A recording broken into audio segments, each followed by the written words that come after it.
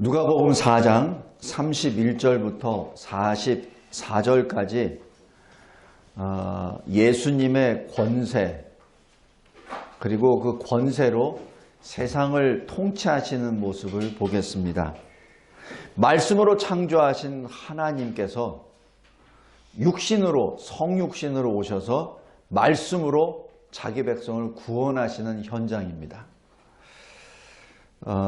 먼저 31절에서 37절까지 보시면은 이 가르치시는 권세가 나오고 귀신을 쫓아내시는 권세가 나옵니다. 먼저 가르치시는 권세 31절, 32절 보겠습니다. 안식일에 가버나움에서 가르치실 때 사람들이 놀랍니다. 왜 놀라냐면은 보통 서기관들이나 이 제사장들은 이 토라, 이 구약 성경을 인용해서 설명을 합니다. 하나님께서 뭐라고 말씀하시되 이렇게 말씀합니다. 그런데 예수님은 특별해요. 예수님은 그런 말씀 안 하십니다.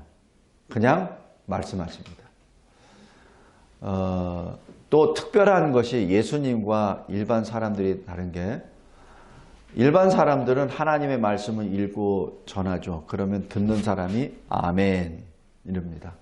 그러나 예수님은 이렇게 먼저 말씀하십니다. 아멘, 아멘. 그리고 말씀하십니다. 전혀 다릅니다. 이 아멘이라는 뜻은 진정으로 내가 믿습니다, 고백합니다, 옳습니다, 참입니다, 그런 신앙 고백의 말씀인데, 예수님은 그 말씀을 먼저 하십니다. 그걸 꼭 2번 하십니다. 그래서 그것을 번역해서 예수님이 이렇게 말씀하신다고 해요. 복음서에는 진실로 진실로 내가 너에게 말하노니, 그렇게 번역이 되어 있는데 그것을 헬라어로 그대로 하면은 아멘, 아멘, 그겁니다. 바로 예수님은 바로 그렇게 말씀하시고 선포하십니다. 다른 사람들은 성경 어디에 의하면, 모세 어디에 의하면 이렇게 말하는데 예수님은 그대로 말씀하십니다. 왜?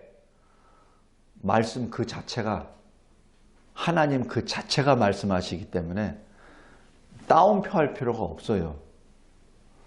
저도 이게 뭐 누구한테 뭐 강의할 때나 아니면 논문을 뭐 설명할 때나 항상 할 때 그 근거를 말합니다. 참고 문헌은 이러이러한 은혜에서. 근데 예수님은 그런 참고 문헌이나 그런 거 말하실 필요가 없어요. 왜냐하면 그 당신 자체가 그 말씀의 하나님이시기 때문에. 그러니까 하나님이 지금 말씀하시는 거이기 때문에 굳이 거기에 대해서 관련 근거, 참고 문헌 쓸 필요가 없는 겁니다. 그래서 사람들이 32절에 놀랍니다. 똑같은 가르침의 말씀이라고 하지만은 전혀 다른 출처, 전혀 다른 권세로 말씀하시기 때문입니다. 다음에 2번째는 귀신을 쫓아내는 권세입니다. 33절부터 37절까지 말씀입니다. 더러운 귀신 들린 사람이 회당에 있었습니다. 자, 여기서 우리가 꼭 눈여겨볼 것이 바로 이겁니다. 오늘 본문의 첫 번째 주제입니다. 왜 귀신 들린 사람이 회당에 있죠? 회당에는 거룩한 사람이 다시 해서 믿는 성도들이 들어와야 되는데 왜 귀신 들린 사람이 들어와 있죠? 귀신 들린 사람이 들어와 있는데 왜 성도들은 가만히 있죠? 우리 잘 생각해 보세요. 우리 예배 드리는데 미친 사람이 들어왔어요. 그것도 그냥 보통 미친 사람이 아니라 귀신 들려가지고 그냥 자기 혼자 침 흘리는 사람이 아니라 하나님을 모독하는 사람이 저기 있는데 그러면 내버려 둡니까? 우리 장로 제도에서 이 집사 제도가 있습니다. 근데 집사의 직분 중에서 하나가 교회를 지키는 직분이 있습니다. 이 집사 직분에서 하나는 구제 직분이에요. 그래서 교회 성도들 중에서 참 살기 어려운 과부나 고아들을 돕는 것을 집사들이 합니다. 또 하나의 집사가 하는 것은 펜스를 치는 겁니다. 영의 펜스. 다시 얘기해서 교회에 악한 무리들이 들어온 것을 막는 것이 집사회에서 하는 겁니다. 그것이 우리 집사들이 해야 될 일입니다. 여기 보면은 분명히 회당이라 그랬어요. 회당에 더럽다라고 기록합니다. 더럽다는 얘기는 하나님의 거룩과 반대된 내용이죠. 다시 얘기해서 하나님의 거룩을 훼손하는 귀신이 들린 사람이 여기 회당 안에 있어요. 근데 그때까지는 잠잠하고 있어. 근데 왜 예수님이 오니까 크게 소리 지르지? 그러면 그 전에는 굉장히 이 33절 이 한 절이 굉장히 중요한 의미를 가지고 있습니다. 그렇다면 더러운 귀신이 들린 사람이 안에 있는데 소위 성도들이 회당 안에서 예배 드리는데 예수님이 오기 전까지는 같이 있었어. 근데 예수님이 오시니까 큰 소리를 질러. 그러면은 예수님이 오기 전에 회당에 있는 성도들은 도대체 어떤 사람이에요? 어떤 사람이죠? 귀신이 봐서 별 가치가 없는 사람들이에요. 거의 귀신 들린 사람과 같은 종류라는 것을 의미합니다. 이게 굉장히 무서운 말입니다. 회당에 하나님께 예배드리고자 하는 하나님의 백성이 있는데 더러운 귀신 들린 사람하고 지금 같이 앉아 있어요. 외견상 보면은 같이 예배를 드립니다. 근데 귀신 들린 사람이 전혀 표도 안 나. 귀신 들린 사람하고 회당에 앉아 있는 하나님의 백성이란 사람하고 구별도 안 돼. 서로가 뭐라고 보여요? 서로가 하나님의 사람이라고 서로가 인정하고 같이 예배를 드린다는 얘기입니다. 언제까지? 예수님이 오시기 전까지. 무엇을 뜻해요? 앉아있으나 하나님의 백성이 아니란 뜻이죠. 하나님께 예배 드린다고 성전 안에 들어왔으나 귀신 들린 사람하고 별 볼 일 없이 거의 비슷하다는 것을 의미하는 것 아닙니까? 성도 여러분, 제가 이 본문을 읽을 때마다 그래서 늘 마음이 찔립니다. 혹시 나는 이런 존재가 아닌가? 우리 성도들은 이런 존재가 아닌가? 우리 각자가 잘 묵상하기 바랍니다.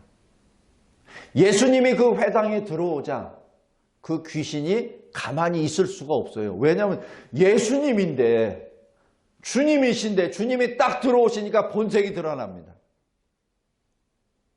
가만히 있을 수가 없어요. 왜냐하면 심판의 주님이 오셨는데, 창조의 주님이 오셨는데, 구원의 주님이 딱 오시니까 이 귀신이 가만히 있을 수가 없어요. 왜냐하면 자기 정체가 드러나니까. 대신에 성도들은 어떻죠? 그냥 바보같이 가만히 되어지는 일을 지금 보고 있는 겁니다. 성도 여러분, 항상 깨어있기 바랍니다. 우리가 만약에 기도하지 않으면 이런 사람이 됩니다. 말씀을 읽지 아니하면 이런 사람이 됩니다. 자, 33절에 회당에 이 더러운 귀신 들린 사람이 크게 갑자기 소리 질러요. 근데 34절 보십시오. 나사렛 예수요! 라고 얘기해서 이 귀신 들린 사람이 예수님을 정확히 압니다. 우리가 당신과 무슨 상관입니까? 우리를 멸하러 오셨나이까? 나는 당신이 누구인 줄 압니다. 하나님의 거룩한 자입니다. 지금 정확히 예수님에 대해서 말하고 있어요. 정확히 예수님이 누구이신지, 예수님이 앞으로 무엇을 하실 것인지 정확히 압니다. 성도 여러분, 여기서 두 가지 보겠습니다. 귀신은 압니다. 마귀는 압니다. 사탄은 압니다. 예수님이 누구이시고 예수님이 무엇 때문에 이 세상에 오셨는지 마귀 사탄은 아십니다. 그리고 잠잠할 수가 없습니다. 여기서 질문이, 분명히 예수님에 대한 신앙 고백 같은데, 하나님의 거룩한 자, 신앙 고백 같은데 왜 예수님은 꾸짖으시고 책망하시고 잠잠하라, 그 사람에게서 나오라라고 왜 명령하십니까? 이 마귀, 귀신, 이 사탄은 예수님이 누구이신지 알고 예수님이 무엇을 행하시는 걸 정확히 알지만은 이 사탄은 예수님께 경배드리지 않습니다. 지금 하나님의 거룩한 자입니다라고 말하는 것은 악한 목적이 있습니다. 조롱하는 겁니다. 왜? 여기 잠자고 있는 성도들이 앉아 있거든. 아직 예수님이 그리스도시요 하나님의 살아계신 아들이심을 모르는 자들이 아직 이쪽에 있거든. 그러니까 그들 앞에 예수님을 조롱하는 겁니다. 하나님을 조롱하고 있는 것이죠. 목적이 다릅니다. 신앙 고백이 아니라 하나님을 조롱하는 그 모습입니다.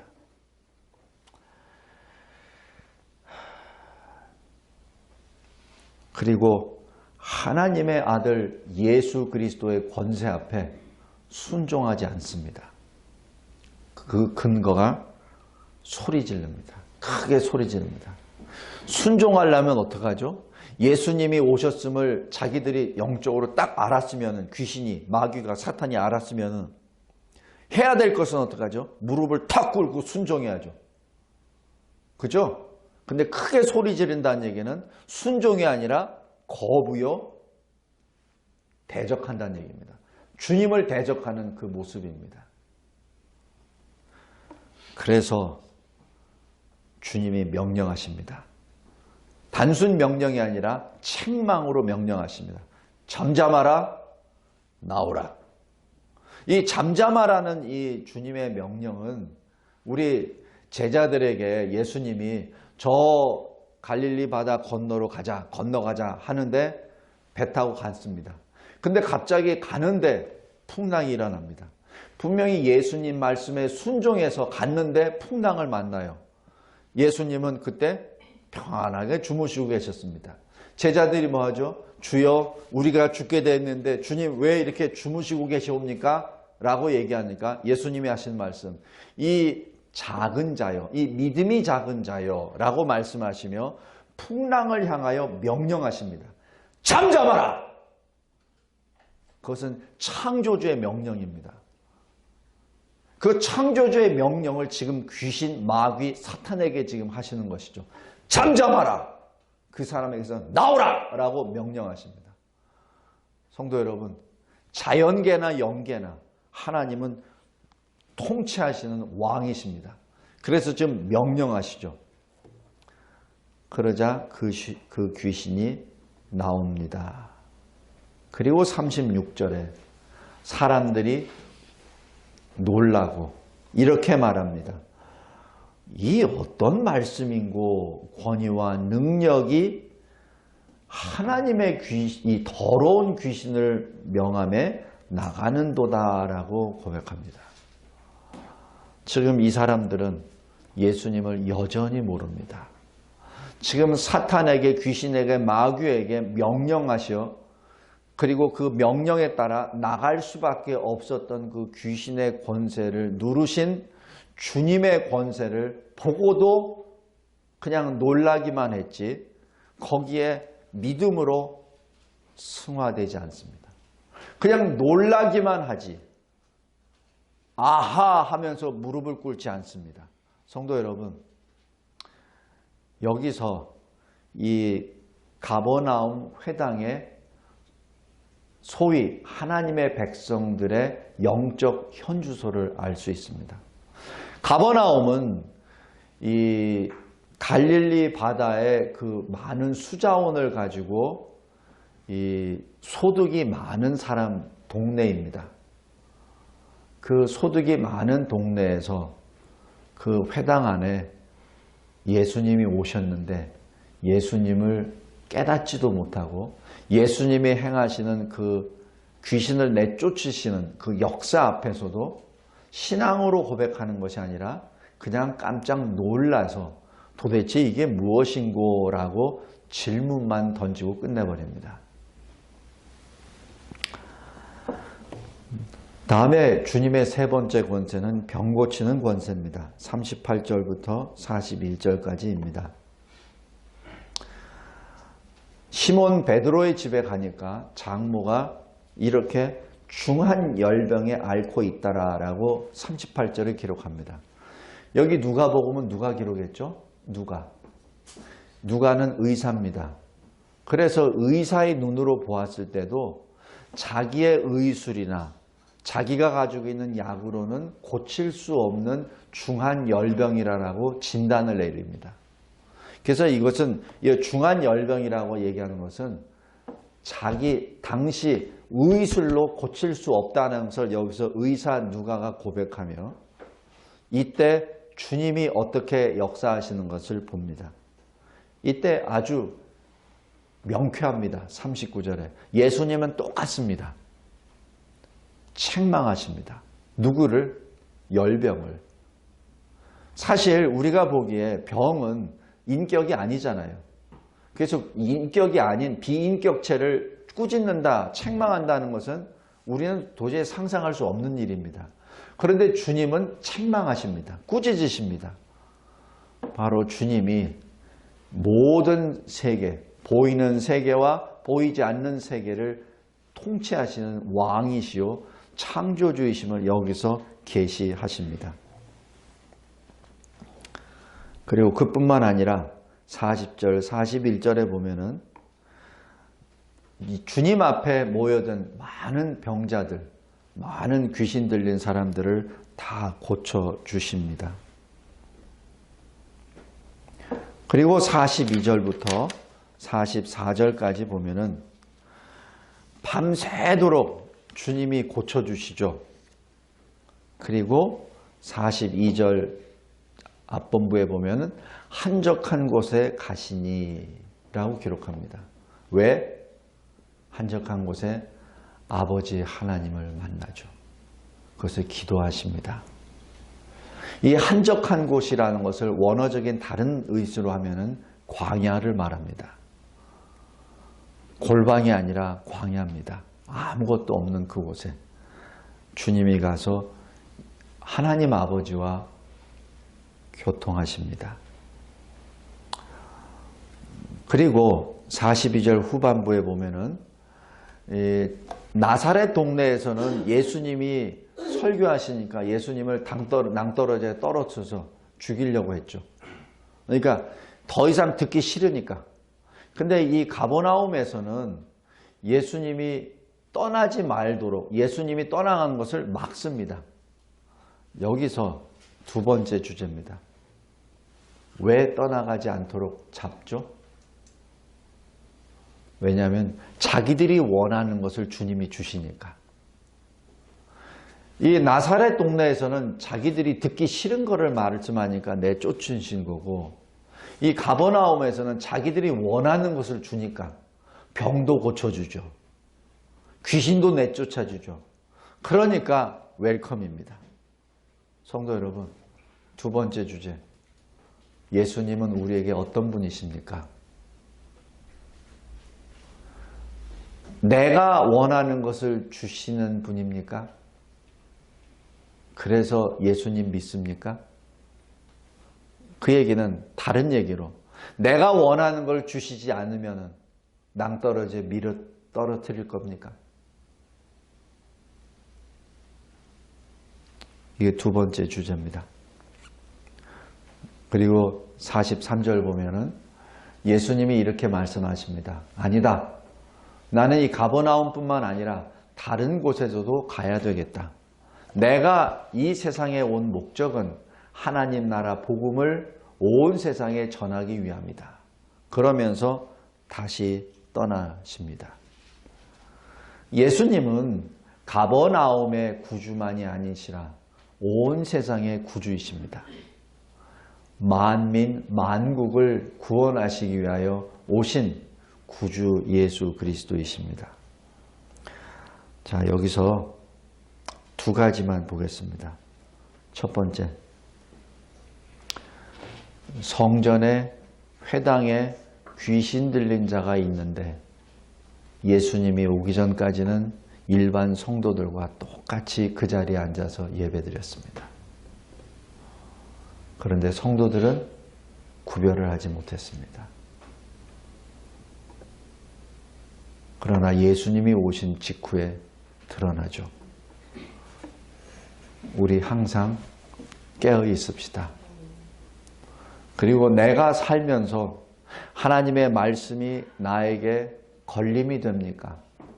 그렇다면 그 즉시로 회개하십시오.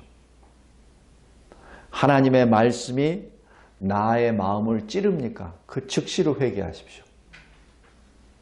흐리멍텅하게 더러운 귀신 들린 자와 비슷한 성도의 삶을 살지 마십시오. 구별하십시오. 그 기준은 성경 말씀, 기록된 특별 계시입니다. 만약에 말씀이 나의 그 판단에 내가 판단하려고 하는데 말씀이 자꾸자꾸 가로막아요. 예? 그렇다면 빨리 회개하십시오. 빨리 회개하십시오. 그리고 거기서 빨리 벗어나십시오. 진정으로 주일 성수가 그렇게 어렵습니까? 그러다면 빨리 회개하십시오. 다른 거 핑계 대지 마세요. 뭐 이런 신학자가 이렇게 해석하고 저런 목사가 이렇게 해석하고 그거 신경 쓰지 마세요. 말씀이 아니다 그러면 아닌 겁니다. 동성애 때문에 그렇게 갈등이 심합니까? 그렇다면 성경 말씀 피고 로마서 1장 보십시오. 남자가 남자를, 여자가 여자를. 그거 죄예요. 소돔에서 이미 죄로 판명나서 심판까지 받았어요. 그리고 요한계시록에도 계속 나옵니다. 악이에요. 죄예요. 그걸 가지고 뭐 연구해 봅시다. 인권입니다. 이렇게 따지지 말라고. 하나님의 말씀은 절대성입니다. 타협하는 것이 아니에요. 그냥 말씀은 말씀입니다. 말씀은 빛이에요. 빛은 굴절이 없어요. 빛은 타협이 없습니다. 직진입니다. 진리는 타협이 없어요. 진리는 그냥 진리 자체입니다. 그것을 협상하려거나 이상하게 뭐 이렇게 현학적인 어떤 학술이나 현학적인 입술로 그렇게 혼란시키지 마세요. 제가 미국에 있을 때 어느 목사님이 큰 교회 목사님이에요. 주일 성수에 대해서 이렇게 말합니다. 주일 성수는 7일 중에 하루를 하나님께 드리는 프레임입니다. 그러므로 주일 지키기 어렵습니까? 그렇다면 월요일 날 지키십시오. 주일날 뭐 다른 것 때문에 어렵습니까? 그러면 필요한 날 화요일 날 지키십시오. 그냥 7일 중에 하루를 택해서 하면 됩니다. 라고 설교합니다. 아주 큰 교회 목사였어요. 필라델피아의 큰 교회. 그래서 제가 그 설교 듣고 바로 나와버렸습니다. 성도 여러분, 진리는 협상하거나 타협하는 거 아니에요. 또 믿지 않는 자와 멍에를 매지 말라. 불신자와 결혼하지 말라. 그런 말씀이 있습니까? 그렇다면 지키세요. 그거 가지고선 자꾸 씨름하지 마십시오. 그냥 그것으로 그냥 안 지키면 돼요. 그럼 하나님이 방법을 열어주세요. 하나님, 내가 사랑하는 사람이 있는데 저 사람이 믿지 않는 사람이에요. 어떻게 해요? 말씀에는 섞지 말라 그랬는데 안 섞겠습니다. 그러나 나 사랑합니다. 하나님, 저 사람의 마음을 돌려주세요. 기도 그렇게 하세요. 그리고 정 안 돌아오면 그냥 혼자 있어요. 괜히 어느 목사님처럼 저한테 이렇게 얘기해요.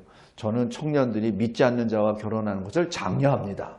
그래서 왜 그러냐면 그게서 전도의 수단이 되니까. 미친 짓입니다. 전도? 차라리 모르는 사람에게 전도하라 그러십시오. 부부지간에는 전도 안 됩니다. 참 어렵습니다. 가까운 혈육이면 가까울수록 더 어렵습니다. 결혼하기 전에도 전도 못한 사람이 결혼한 다음에 전도한다고요? 페이! 말도 안 됩니다. 제가 보는 케이스대로 100이면 100사람 다 교회 떠납니다.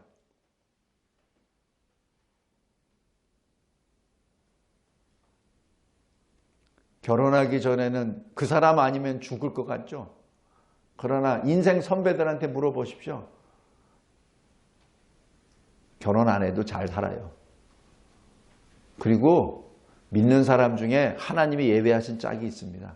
하나님이 창조주 하나님이신데 자기가 사랑하시는, 하나님이 사랑하시는 그 예쁜 그 딸, 그 멋있게 생긴 아들이 불신자와 같이 사는 거를 용납하신다고요? 아닙니다. 하나님이 예비하셨어요. 성도 여러분, 하나님의 말씀과 나와 만약에 딱 상충이 되면 거기서 나를 확 죽여버리세요. 거기에 씨름하지 마십시오.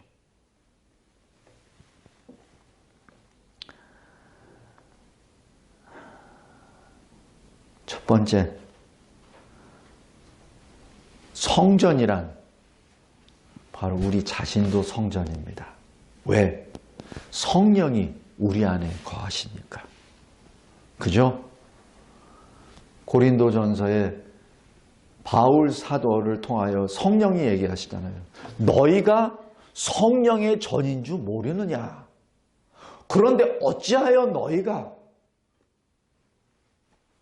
불신자와 악한 자와 섞이느냐라고 말씀하시잖아요.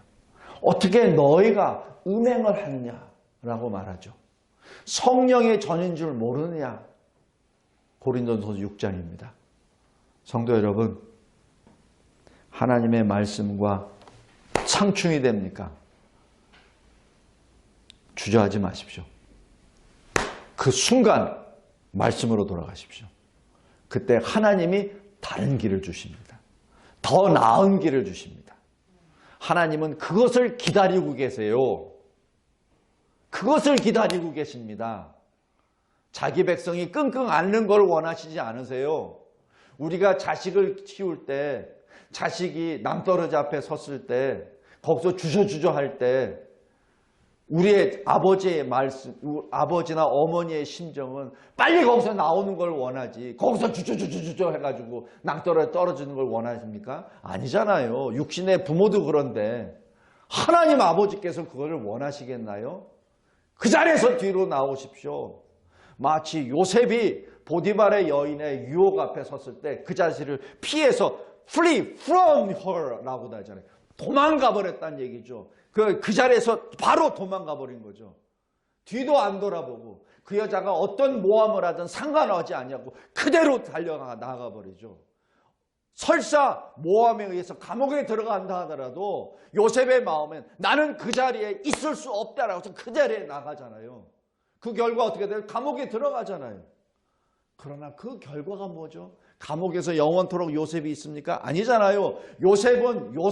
하나님은 요셉의 믿음을 더 강하게 붙들어 주셔서 애굽 전체를 다스릴 수 있는 그릇으로 만들어 주시잖아요. 형태상으로 보면은 감옥에 가는 분리점에 가 있습니다. 하나님의 말씀을 들었기 때문에 고난 안에 들어가 있어요. 그러나 그 고난이 고난으로 끝나는 것이 아니라 하나님은 그 고난을 통하여 요셉의 그릇을 애굽 전체를 다스리는 총리의 그릇으로 만드시고 나중에는 총리로 끝나는 것이 아니라 이스라엘 백성들을 구원해내는 구원의 그릇으로 만들어 주신 것이죠. 어디에서? 바로 그 자리에서. 대한민국에게 이렇게 환난을 주신 것도 이유가 있습니다. 왜 다른 나라에는 주지 아니하시는 환난을 대한민국에 주십니까? 왜 그 많고 많은 이 세상의 수많은 나라들 중에 왜 우리나라에는 공산주의라는 위협을 딱 갖다 놓으셨나고요? 왜? 목적이 있습니다. 이유가 있습니다. 우리를 죽이기 위해서 아닙니다. 우리의 그릇을 더 크게 만들어서 전 세계를 구원할 수 있는 나라 그릇으로 만들기 위하여. 감사해야 합니다. 슬퍼하지 마십시오. 두려워하지 마십시오. 이 자리를 떠나지 마십시오. 대한민국에서 무섭다고 이민 가지 마십시오. 하나님의 목적이 있습니다. 우리에게 환난을 주었습니까? 왜? 하나님이 주셨잖아요. 왜? 목적이 있습니다. 대한민국을 통하여 온 세계에 복음을 확산시키기 위하여.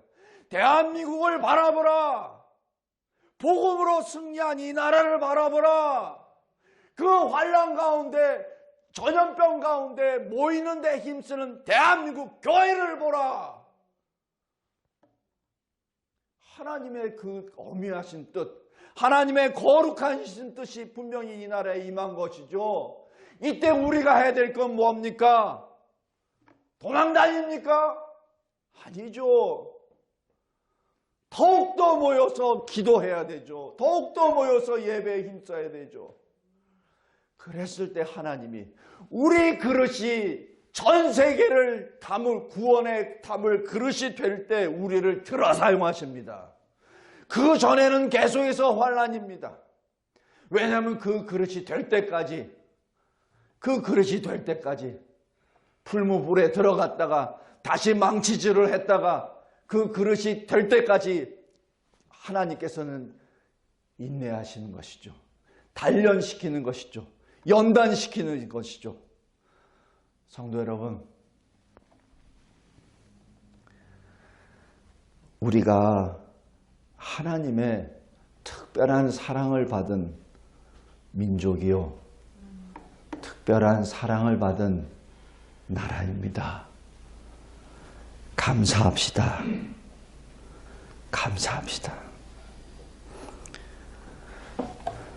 두 번째 주제는 예수님의 기도 생활입니다. 42절에 밤새도록 주님을 찾아온 무리들을 다 고쳐주시고 날이 밝자 한적한 곳으로 가십니다. 하나님 아버지와 교제하기 위해서, 하나님 아버지를 만나기 위해서. 왜 그렇죠? 예수님에게 하나님 아버지가 전부이기 때문입니다. 성도 여러분, 우리 그리스도인의 힘은 주님으로부터 나옵니다. 나의 힘이 나로부터 나온다는 착각하지 마십시오.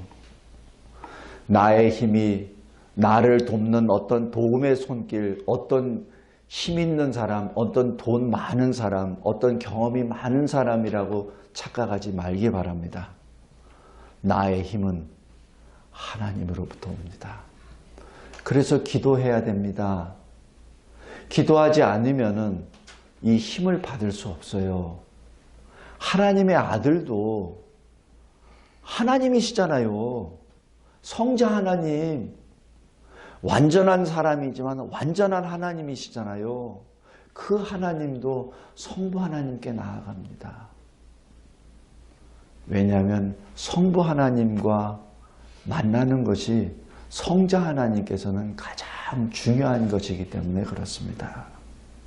우리가 언뜻 보면은 뭐 선한 일을 하는 것이 중요하다고 얘기를 하죠. 그런데 그렇지 않아요. 선한 일을 하는 그 원동력, 그 힘은 어디서 나옵니까? 하나님으로부터 나오잖아요.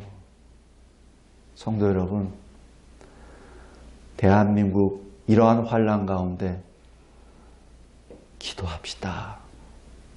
기도합시다. 예수님도 기도하시는데, 예수님이 지금 잠을 주무셔야 되는데 잠을 주무시지 아니하고 지금 기도하시는데, 한적한 곳에, 어떤 곳? 아무도 없는 곳에, 그곳에서 하나님과 교제하시는 주님을 바라보기 바랍니다. 말씀을 맺겠습니다. 나는 어떤 사람인가? 나는 교회에는 출석하고 있는데 나는 혹시 더러운 귀신이 별로 부담 느끼지 않는 그런 성도인가?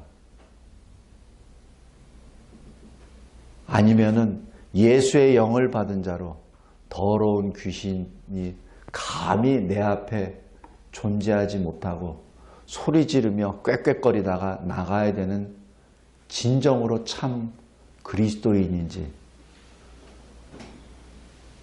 우리 후자가 되기를 기도합시다.